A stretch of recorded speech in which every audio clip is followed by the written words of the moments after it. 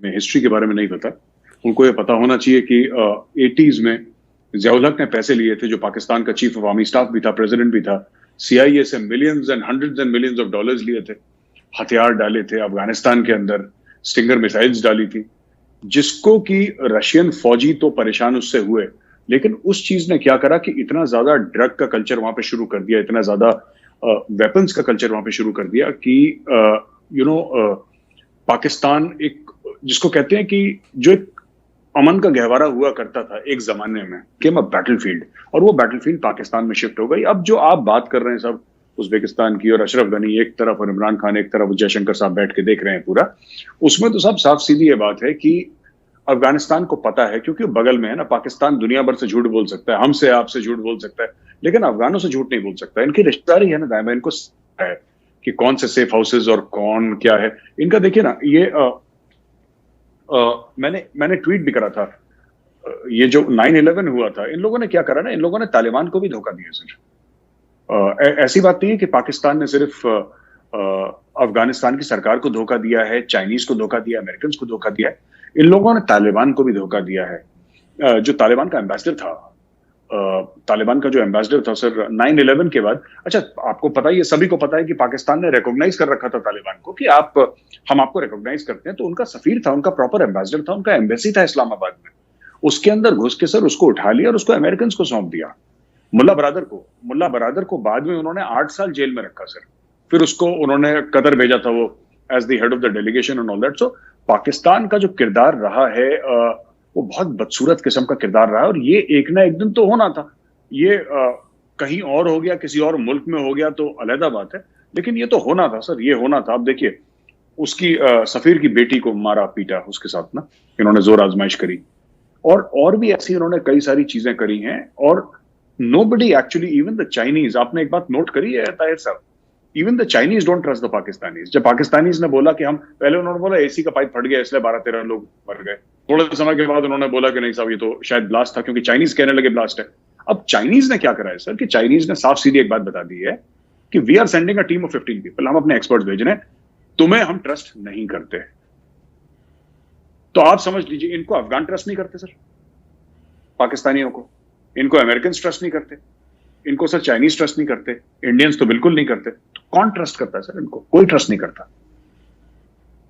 तो सूरत हाल बड़ी अफसोसनाक है। पाकिस्तान में जो वाकया हुआ एम्बेसडर की बेटी के साथ, उस पर भी पाकिस्तान के जो इंटीरियर मिनिस्टर हैं मिस्टर शेख रशीद, वो कह रहे हैं कि वो तो बच्ची खुद से ही गई है, सैर सपाटे करती रही है, और हमारे पास तो सबूत भी हैं, कोई ऐसी बात नहीं हो सकती। जबकि अफ़गानिस्तान ने कहा कि हम अपने एम्बेसडर को भी वापस बुलाते हैं और सारे स्टाफ को भी वापस बुलाते हैं। तो पाकिस्तान कम से कम इतनी ज़िम्मेदारी का मुजाहरा तो करे कि हम इन्वेस्टिगेशन प्रॉपर कर रहे हैं, लेकिन वो तो कह रहे हैं जी कि वो तो बच्ची सैर सपाटे के लिए गई थी। किस हद तक ये चीज़ हमारी सक्सेसफुल, हमारा झूठ कहाँ तक चलता है, तो वही कह रहे हैं कि जैसे उस बच्ची के साथ हुआ तो बोला कि नहीं साहब इसको तो, ये तो सैर सपाटे के लिए गई थी। जिसके लिए भी गई हो, वो एम्बेसडर की बेटी है, ठीक है, और एम्बेसडर और उसके परिवार की जिम्मेदारी आपकी है, क्योंकि आपके मेहमान हैं। लेकिन हमें पाकिस्तान को भी ब्लेम नहीं करना चाहिए। इन्होंने अपने मेहमानों के साथ पास्ट में क्या करा है सर, ये दुनिया जानती है, आप भी जानते हैं। इन्होंने क्या करा था सर अमेरिकन एम्बेसी के साथ, जब ज़ियाउल हक प्रेसिडेंट था और आर्मी चीफ था, इन्होंने इस्लामाबाद में अमेरिकन एम्बेसी को जलवा दिया सर, लोगों को ये बोल के कि मक्का में मिसाइल मार दी अमेरिकन ने, झूठ बात करके अमेरिका के एम्बेसी को जलवा दिया वहां पे। वो भी तो मेहमान है। Any diplomat is a guest of the government of the state, वो स्टेट गेस्ट होता है, उसको इसीलिए हिज एक्सीलेंसी और हर एक्सीलेंसी और योर एक्सीलेंसी कह के बुलाया जाता है। वो एक ऑनर्ड गेस्ट है, उसका वो मकाम है, आप उसको अरेस्ट नहीं कर सकते। लेकिन पाकिस्तान में देखिए अमेरिकन एम्बेसी के साथ क्या करा, और हमारे एम्बेसी के ऊपर ड्रोन उड़ाए, हमारे बंदे थे उनका पीछा करा, और अब आप देख लीजिए अफगानिस्तान के एम्बेसडर की बेटी को मारा पीटा, उसके साथ मारपीट करी। तो ये पाकिस्तान का किरदार रहा है सर इसमें। वो शेख रशीद जो भी बोले, वो बड़बोला आदमी है सर, और मुझे थोड़ा सा लगता भी है कि पता नहीं पाकिस्तान का इंटीरियर मिनिस्टर थोड़ा सा एक संजीदा किस्म का कोई इंसान होता तो, ये बहुत गैर संजीदा किस्म का आदमी है। He is a joke sir, वो कार्टून की तरह कुछ भी बोलता है, अच्छा नहीं लगता। हम भी हंसते हैं, ऐसी बात नहीं है, शेख रशीद पे हम भी हंसते हैं, लेकिन थोड़े समय के बाद हम भी सोचते हैं कि यार these are the kind of people who are in a position of responsibility in Pakistan। समझ लीजिए हमारे लिए कितना खतरा है, पाकिस्तान के लिए तो है ही खतरा। आप ठीक कह रहे हैं, लेकिन बड़ी इंटरेस्टिंग बात यह है कि जहाँ पर अफ़गानिस्तान की सरकार ने एम्बेसडर की बेटी के साथ जो सलूक हुआ उस पर शदीद रद्द-ए-अमल का इज़हार किया, वहाँ पर तालिबान ने भी इसको कंडेम किया है।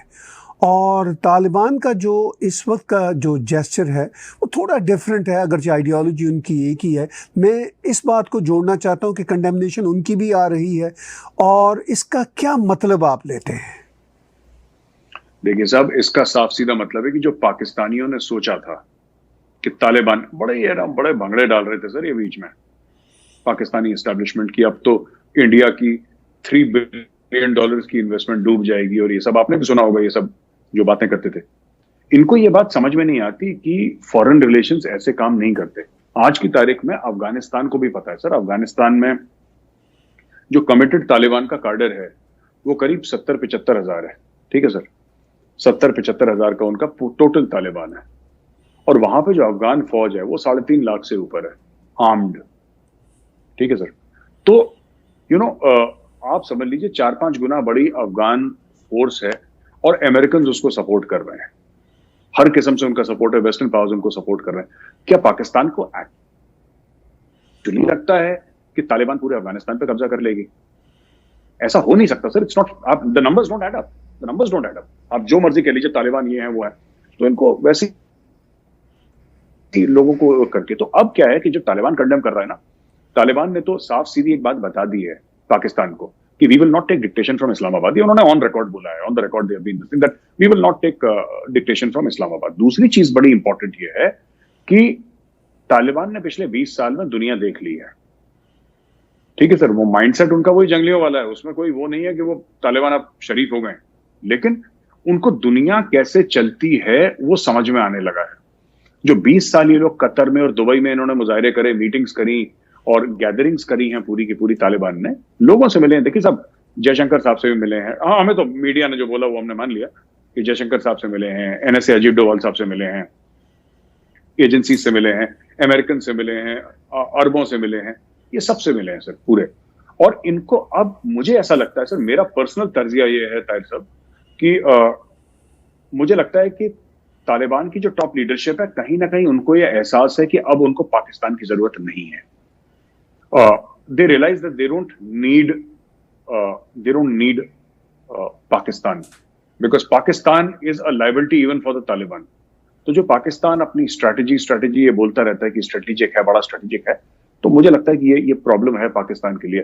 तालिबान डज नॉट रिक्वायर, मुझे ऐसा नहीं लगता कि तालिबान को क्यों चाहिए सर, क्यों चाहिए? वो इंडिया के साथ बातचीत कर रहा है, वो चाइनीज के साथ बातचीत कर रहा है, वो ईरान के साथ बातचीत कर रहा है, वो रूस के साथ बातचीत कर रहा है, वो अमेरिकन के साथ बातचीत कर रहा है, वो अरबों के साथ बातचीत कर रहा है, वो अफगानिस्तान की गवर्नमेंट के साथ बातचीत कर रहा है। और पाकिस्तान कौन सी गिनती में आ गया था sir? Why should they talk to the Pakistanis? China का बॉर्डर मिलता है उनके साथ, India can fly in whatever they want to fly in, American का प्रेजेंस है वहां पे, क्या फर्क पड़ता है उनको? तालिबान, उनको ये पता है कि तालिबान का दे विल फाइंड मिडिल ग्राउंड। खून खराबा रहेगा अफगानिस्तान में, अफगानियों की रीत है, लेकिन they will find middle ground और they will find a solution. ये पाकिस्तान अब आइसोलेट इवन तालिबान से, आपने पता नहीं सुना कि नहीं सुना रिसेंट स्टेटमेंट ऑफ अर्दोगान। मैं तो अर्दोगान बोलना चाहता हूं तो अर्दुगुल गाजी निकलता है मेरे मुंह से, वो ड्रामे का ना जी। उसने बोल दिया सर, अपने सो कॉल्ड अर्दुगुल गाजी, अर्दोगान जिसका नाम है, उसने बोल दिया अफगानियों को, वो तालिबान को, कि you are doing an occupation of Afghanistan. Reuters की खबर है, मैंने ट्वीट भी करी थी कि you should stop occupation. So जो ऑटोमन एम्पायर, जो मुस्लिम उम्मा की बात करते थे, जो लोग बात करते थे इस्लामिक वर्ल्ड की और हम ऑटोमन एम्पायर को दोबारा लीड करेंगे, खिलाफत की बात करते थे,